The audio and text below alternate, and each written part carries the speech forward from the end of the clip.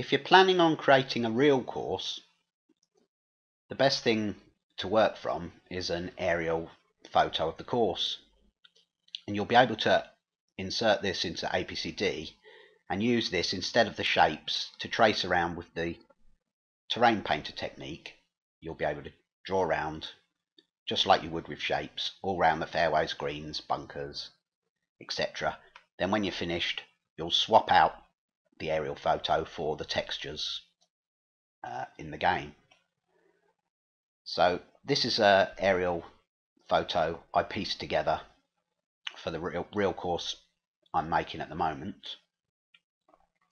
There is a great program on Link's Corner someone posted called Link's Maps that allows you to snapshot a 4096 by 4096 image straight off of Google Maps. This will be much better than doing it this way and pasting it. This took, a few hours fiddling about. So your best bet is to get hold of that, and you'll be able to snapshot the whole course in a few seconds. But anyway, I'll briefly describe how I created this. It's made up of snapshots from Google Earth, and if I put Google Earth on, what I did was I zoomed in to the course to a reasonable closeness, press print screen, go into Photoshop, file new, and this is preset to clipboard at the moment, so it's going to set it to the same size of the image I've just print screened. And if I paste the image, I now get a layer here over my background of the screen that I print screened. I then went into Google Earth again, drag the screen across, print screen again, back into Photoshop, paste again, and I get another layer. And I did this for the whole course, so I've got a complete set of images of the course. I then selected crop, so I masked off the image so that I could avoid the writing, the Google Earth, the menus, the navigation bar. So I just got images of the course itself. So I cut it down like this to crop, and that crops every image the same, so it gets rid of all the menus of all the images. And then I expanded my image by going to canvas size, and I made a much bigger canvas, so let's say 6000 by 6000. Okay, zoom out, and that's give us a nice big canvas to work on. And now if I click move, I can just drag all the layers I've created. I just right clicked on the one I want, and I can drag them about, and then it's just a matter of piecing it all together like a jigsaw. So zoom in, you've just got to recognize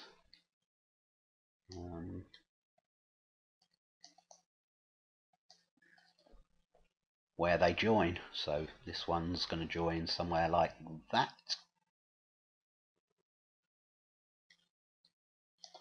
You need to take a bit of time, obviously, to get it lined up as close as you can. You'll never get it exact with this method, which is a shame, but it's good enough. Once you've got the whole lot laid out, you can flatten the image. Go layer, flatten image, and that will put put them all as one layer, one texture. Then it's just a matter of creating the right size texture for APCD. Well, the maximum size, if I go back to the one I've already created, the maximum size is 4096 by 4096. So we want to get it to this size if possible. That way we'll get the most detail to work from in APCD. So again, once I'd got it all marked out, I set the marquee again. This time I set the fixed ratio to square, so 72:72 makes a square. Cropped out my image again, lining it up with the extremities of my course. And then the final thing is to size it to 4096, so image size, and set that to 4096. I set the bicubic sharper because it says it's best for reduction, and we're making this image smaller than it was, so click OK, and that's how to create the image. Now all we've got to do now is save it. If I go back to the original, we've got our image, we want to save it, so I'll go File, Save As, and it needs to be a TGA, which is a Targa file, so I've got it set to Targa here. I'm just going to change this name to Overhead, so that's what I'm going to call it, overhead.tga, and I'm going to click Save. And we want to be on 24 bits per pixel. 32 bits is for images with an alpha channel. We don't need an alpha channel for textures. I will discuss alpha channels later because we need them when we're doing 2D objects, amongst other things. But for textures, 24 bits the one to set it on, and make sure that there's no compression. You want a full size file, so I'll click OK. And we should now have a file that we can put into the APCD. Okay, I'm ready to put the overhead image into APCD now. So the first thing I'd do is start File, New Course, and I change the size down to 100 from 1000 and click Create. This creates a very small plot, but I did it because I want to get rid of as many verts as possible, and I've just got a few left here, and I'm going to get rid of those as well. So I'm going to Vert, and we're going to box select the remaining verts on there, and on Destruct delete them.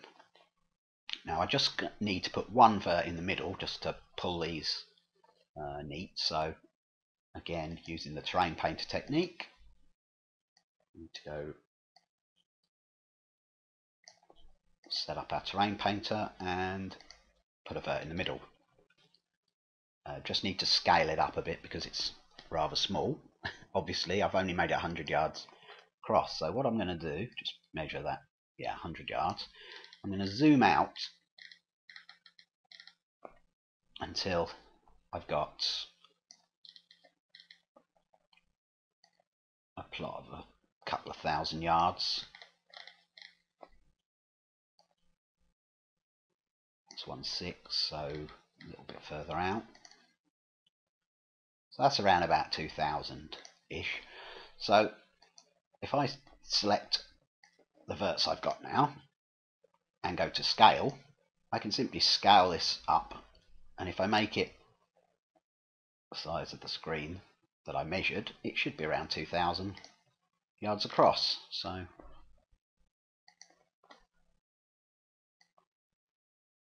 and there we go, 2136, that'll do. So now I want to add the overhead texture.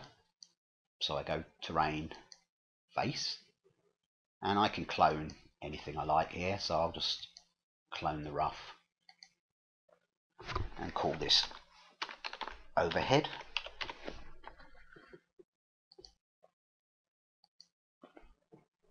And down to the bottom, there's our rough, which is the overhead if I hover over it. So I'm just going to name it overhead now, because I do want to be able to see where it is on the terrain type list. So if I save that now, it will now be called overhead on our list of textures. So again, I'm going to go in and I'm going to select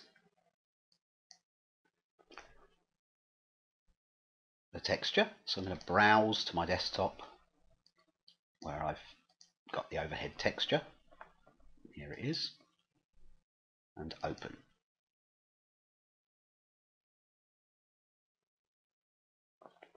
It takes a little while because it's such a large file, so that's why the delay was there.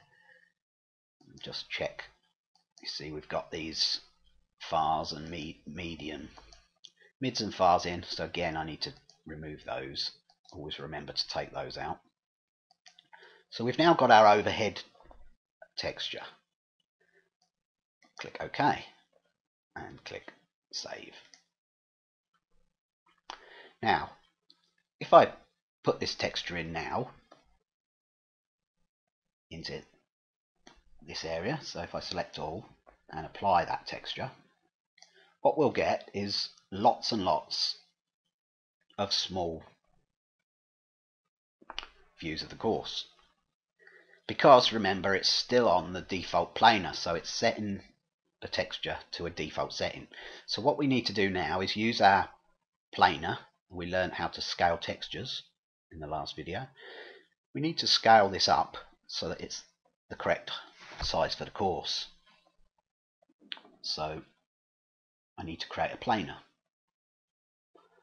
So I'm going to go to our texture coordinate mapping, and we're going to create a new mapping, which is a planar, and this is going to be called planar overhead. Enter. And I'm going to add that to our image. Now all we have to do now is go put the uniform scale on, turn on our gizmo transform, and we can slide this around, and if we go in the right direction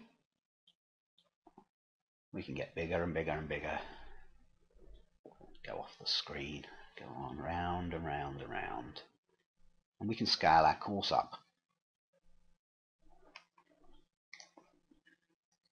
So there we go. Now all I have to do now is get the measurements of the course correctly. So if I go into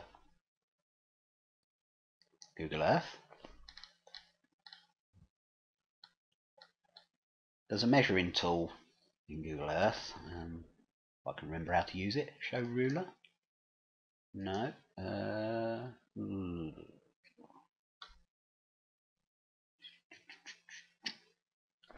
Can I remember? It's got to be. Yeah, that'll do. Let's change that to feet. Is it feet I want? I can't remember. Anyway, all we need to do is measure something on our course to get the distance. So I might measure from the driving range there down to the corner there, and that is 4,245 feet, 246 feet, so 4,246 feet. I'll put it to yards. So what we're looking at, 1,415 yards from my driving range to the corner. So if I go into APCD, 1,415,